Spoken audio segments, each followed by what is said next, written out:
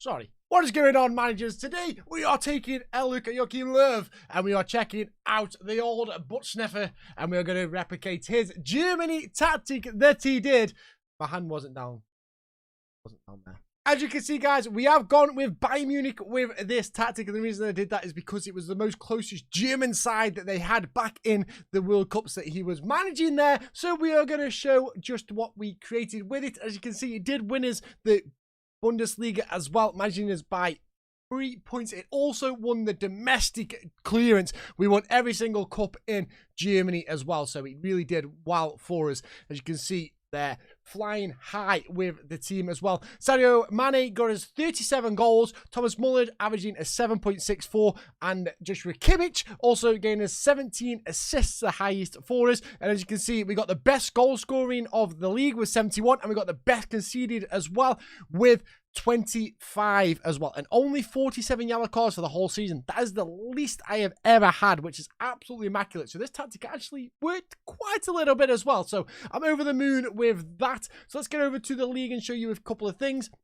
Like I say there, we managed to get 71 goals, 25, managing a 46 average for goal difference. Only lost 5 the whole season, which is very impressive for the whole season around. We did lose to some of the sides as well that we should have been beating. I think we should beat Frankfurt. Schalke definitely should beat Borussia Gladbach. Leipzig is understandable away from home, all away from home though as well. So interesting to see that all our losses actually came from an away leg. So we might have to improve that one as well. But looking at the statistics here, like I say, most goals, we managed to out-tip Borussia Dortmund by 2 goals as well. Fewest shots we had as well. So the least amount of shots coming on to us was 271 behind Leipzig. That is why we were conceding less goals as well. For us, possession, we managed to maintain a 50-50% possession. We weren't really a possession-based one. You'll understand why when you see the tactic.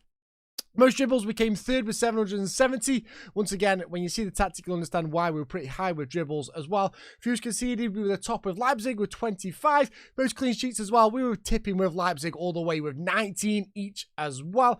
Most tackles won, we were quite far down there. As you can see, nearly bottom with 686. But we were kind of letting the ball be pushed out by error more than we were winning the ball back with tackles and stuff like that. Best pass completion was not too good. We managed to get 86%. It's not that bad. 86% is a high percentage to have.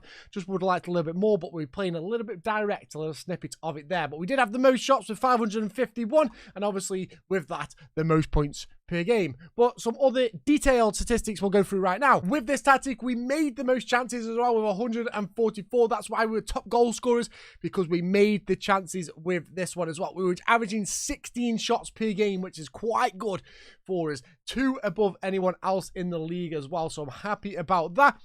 Fouls against, we had 465, which also shows you that we are frustrating the opposition by getting the fouls on us as well. So that dribbling also having an effect with the giving the fouls. Good to see there as well. Dribbles made as well, 770, like we said previously. So them dribbles and getting the fouls against, we were frustrating the opposition with how good control of the ball we had. Final third passes, we made 2,026. Considering we were playing a more direct football style, that is very impressive that we still managed to maintain this amount of passes in the final third. We were patient and we were waiting for the right shots, and it shows that that was the right decision to make because we scored the most goals in the league and conceded the least as well. So decisions wise, where we needed to shoot or pass was absolutely phenomenal. As I mean, 2,072 was brilliant to see. Just 200 shy of Leipzig as well. Tackles win ratio, we were 76% up there. So in our defensive minds, we were winning our tackles, second best in the league as well for that. So that's glorious to see. And then the possession one, we got the possession back 4,298 times,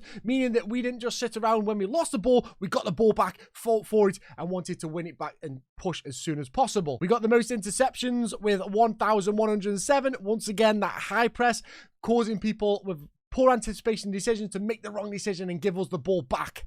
With that indeed of having the pass completion as well against us, we also maintained the passes against us as well. 17,279, the least amount in the league. So this is what we're on about, stopping the players from getting the ball to each other. Their interceptions counts this as well. We just stop the players from getting it, pressing them down, putting a lot of pressure on them, causing them to make their mistakes. And then the pass completion, obviously, if we've got the least attempted, we're going to get the least against us as well. A good steady 500 odd passes, less than anyone else. Defensive per action, we got it to 4, which is nice, same as Werner Brennan. So we didn't allow them to make many passes when they were in our area or in our half. Certainly more than some of the better teams around us, as well as Leipzig there with 4.23. So good to see that. And the final third passes as well, 1,266. We stopped them completely from making decisions and making passes in our area or a final third, which allowed us then to get the ball back and push and break when we needed to as well. Very, very solid defensively, this tactic is. Looking at the XG as well, we're averaging 2 goals per game, which is always good to see. The expected of 1.91. Conceded goals was 0.74, expected was 0.74, so we actually conceded the right amount of goals that we normally should do with the chances that they've made. As you can see, pretty much everything is above average in the league. Shots per game, shots on target per game, tackles won is up. Only thing that's down is our pass completion, which I would like to be a little bit up, but when you're playing a more direct football, there is more chances of a pass go wrong. So the fact that we were playing direct football and still managing 86% pass completion is a very, very strong statistic to have. Here is a 2-0 win over Mönchengladbach as well. As you can see, we are focusing our play down the right-hand side. Once again, we'll get into the tactic there as well and show you why that is important to be playing that down that right-hand side. But you can kind of get the crisps and gasps of the actual formation we have there. So we gain some very, very good results and gain some good passing movements as well here as well. The one against Leipzig, passing movement, you can see there we're completely playing advantage with that right-hand side there, and it's going to be very important that we keep an eye out where we are passing that ball through the middle and to the right here. Very strong, and we, like I say, managed to maintain all of the cups in Germany as well with this tactic, eliminating many chances of being scored past. Only 25 goals conceded against us as well. And the tactic for it, guys, is this. We are playing his famous 3-4-3. Now, when you look at it set up, it's like a 5 at the back here, but it is absolutely brilliant what it is. We are playing a roaming playmaker and then Szoboszlai playing as that box-to-box midfielder. So the main focus for Low is that he played with the wing-backs pushing up as much as possible whenever they got the ball. So kind of when you're in possession of the ball, you're playing a 5, like a 3-2-5. So these are going to go up here and be really high up and high pressing in there, and this is kind of what you're going to go for here with this, and it just allows an overlapping of attackers as well and just creates so much space at the top. That's why we got them going here, and that's why they're on complete forwards as well, to get completely forward and on attack so that they can bomb up and down. As you can see, the two fullbacks that we have as well are absolutely lightning fast and have the stamina as well to push back and push forward when needs to be. And what the main play with Low was that he wanted the wingbacks to cause gaps, and because the wingbacks are pushing up, that allows the shadow strikers and the advance forward to split this back 4. Unless they're playing a back 5, then you might be a little bit of a trouble one breaking it down, but you're still going to overlap them and overcrowd them with the 5 going forward. But what you will see with a flat 4 is that you have 2 centre-halves. Mane will sit in the centre of the 2 centre-halves, and then the 2 shadow strikers sit in centre of the centre-halves and the full-backs, so they kind of get confused of who's marking who. And then once you introduce the wing-backs to come around the back, there is acres of space for them. And what we did with that, because this is exactly what Low did with Gozan and Kimmich, because Kimmich was playing as a wing-back then, he would play the ball down to Kimmich, and then Kimmich would try and find the ball over to Guzan. And that is where they would get most of their goals, because there'd be so much space on the one side or the other one that they would be allowed to press then. And what that means is when the fullback will come out to deal with a shadow striker, it just creates gap for the wingbacks to then overlap him as well. So once a player comes to Musiala, say the left back comes to Musiala, that allows to push forward now, and it creates space, and the wing-backs kind of become the highest players on the field apart from the advance forward. And that just allows the defenders to think about who do they need to mark, where do they need to be, and it just creates gaps, spaces, and movement around to allow you to get them passing lanes, or the direct one to spread it out wide to get to the other field. There will be a lot of goals going across where it's going to be a tap-in at the back stick, because the direct football that we're going to be playing is aiming for that. The 3 centre-halves all literally just stayed there. They don't really do, I won't say much, I don't want to use the word don't do much, but they don't really drift away from their positions. De Ligt and Hernandez might push up a little bit forward, so you can have just the one centre off up in the corner where they push a little bit further up. But I just kind of wanted it more static, that they would just stay there and lock it in and just be that backbone of the team. If anything goes wrong with the amount of attacking press, them three are there to mop up any dodgy business that goes on. As you can see there as well, Kimmich and Sabitzer are there as well to just move up and down the field. I know I've got him as a DM, but that doesn't mean he's not going to move out of position. He's a roaming playmaker, so he's going to push forward as well and try and get involved in this attack, which leaves these guys to just be there to mop up when they need to as well. And as you can see with this tactic, we've gone fairly wide because we're looking for that diagonal pass across, try and find a little bit of direct football and try and get the space there, allowing the back. We play out to defense, so we play to the centre off and then play to the right-hand side because we've got Kimmich and, well, sorry, they would have had Kimmich there as well, but they can get the ball to him, spread him, who's a very good distributor of the ball as well, and one of the well-known ones in the German side. So we have him doing that as well with a slightly more direct and a highly tempo, so we can get the ball forward further and faster, try and catch the opposition out of play and out of time to get that ball across and find the space. And we also have running defenders as well to get the ball forward and move freely with the ball. Only thing that we have as well is just a counter press when we lose possession of the ball. We don't counter it or we hold shape. We just leave it normal, just completely fine. Don't really do anything with the goalkeeper. We're already playing out to defense, so the goalkeeper knows to distribute it to the centre-offs. So we have no issue with that anyway, so we just leave it on counter press, and that's all you needed. And then when it comes to the defensive shape of out of position, we have a high press, a high line of engagement, which we press much more often, and we also prevent the goalkeeper distribution. That just allows us to try and get that ball back snappishly like that and get it off them, and that's where you get most of the interceptions or the fewest passes completed and the final third passes, because they're not really getting into our final third because we're stopping them with that high press and just causing them to cause a little bit of mistakes here and there. There is not much, I don't think there's any instructions on any of the players. The only one I do, while I did move him, I would have these to just maintain that they're on stay wider. If you're going to use them as just wing backs, just make sure you have got these on stay wider for both sides as well. But like I say, with complete wing backs, you already have that on. But if you're going to play wing backs, normal wing backs, make sure you have stay wide on. Pretty much all you need to do there.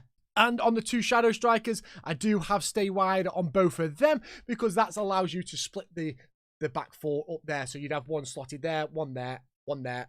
And then that just brings out the four players a bit confused with who to mark who. And there's always going to be someone that's going to be a little bit free there to allow you to get that ball through and get it moved. So I'm going to show you a couple of goals now, how this tactic runs, how it plays, and why it's been doing so well for. And this is what we were talking about with confusing the play. As you can see, 1, 2, 3, 4. Just look how they split it. So we have Mane here as the advanced forward. We have one centre off, a right back, a left back. Look at the space here. So I have Musiala as well, and I have my fullbacks pushing up. So do these go out and push to the fullbacks? Do these go out and push to the fullbacks? But then that leaves Musiala with all this space, and it also leaves Thomas Muller with this space as well, because if Yoshida goes and marks Muller, and then Kulo goes and marks Mane, Musiala is going to be free because, I'm not going to try to pronounce that name, tries to come and mark our wing back. So this causes a lot of dysfunctional positioning from the players and allows us to move the ball. As you can see here, we're going to play this long over the top to Muller, and he looks like he's going to be in acres of space. One comes across to try and push. Mane is there because there's players all the way, and Mane gets the goal because there's just a bit of confusion from the defenders there. Going to get a corner in, and we score for a corner. Nicely done. Just a normal set-piece routine there. Once again, we see here Alphonso Davies, the furthest player forward. That is what we wanted. Spread them wide. So their fullback now, their back four line is here, and as you can see, every single one is marking him. So you can see Kimmich gets the ball there, plays it down. We do have Muller a little bit deep here coming to collect the ball, helping out. But we do have Mane, Musiala, and there is our fullback as well, trying to get there. So every single player is being marked here. If we could get Thomas Muller up, he would be a little bit more free. So let's see how this plays out as Davies gets the ball up here. Nicely done. Going to push into the penalty spot as well with our players. We've got 3 players in the box, 4 players, 5 players in the box now. Thomas Muller gets it. Kimmich with a nice little touch there. Back stick, wide open, wing back, and we just get a very nice shot off there. Can't get the goal in, but once again, it's another glorious attempt at how we just had free, and our wing back was free there. That was pretty much the goal that was scored against Portugal in the World Cup. As you can see there, the ball comes across and he's in acres of space because the fullback now has to mark Musiala, and it just leaves him absolutely free, and unfortunately we can't get the goal, but it's a good chance for us. Here we talk about, if I just roll back here I talk about the defenders getting a little bit forward, and that is from the pass out of defense, play out of defense. As you can see, Pavard here just pushes it forward. He is more than happy and more than capable to get this ball forward here. He's in acres of space. They're sitting back now, trying to deal with this situation here. We do get a little bit lucky with Yoshida, but Thomas Muller does put a pressure on him, and we get the ball through there. But once again, that playing out of defense lets us move up with that ball. Pavard being absolutely clinical there for us and putting a real good tackle in there. Bad pass as well, leaves the players. We've got two players that were wide open there, but Thomas Muller does sneak that in quite nicely for us. So we're going to try and capitalise on this right-hand side. Kimmich playing as that wing-back, which we know he's capable of. Finds a great ball for Thomas Muller. And if we have a look here, two players are marking two players. A little bit behind there as Choupo-Moting is involved in the game. Going to try and find himself in some space. Causes 6 and 7s. And when Choupo-Moting's scoring goals, you know you've got the tactic down well. And that, guys, is Joachim Low's tactic. If you have liked this tactic, please hit the like, hit the subscribe on the channel. I really enjoyed creating this one. It was fun to do, and you got some real good results. And seeing how he replicated the three strikers in a way with the two shadow strikers splitting the defenders, and it actually happening in the game as well in the match engine is absolutely brilliant. I absolutely love that, so I'm glad that paid off and worked out well for us. So guys, if you want to, the link in the description will be down below if you want to download it and try it yourself. Let me know how you get on with it. It might be a struggle for the lesser sides, I'm not going to lie, but for your more technical players, this could be perfect for you. Also, guys, if you want to see more content from me, I'm live over at Twitch, at twitch.tv/ticket147. Link in the description below. Make sure you get over there. We're doing a tier 8 side, and we're trying to get to the Premiership with my local team, Newcastle Town. I'd love to see you over there. But, guys, once again, thank you very much for checking out this content. It means absolute world to me. You spending a little part of your day checking out my content. Absolutely amazing. Thank you for joining me, and I'll catch you all next time. Much love, and bye-bye.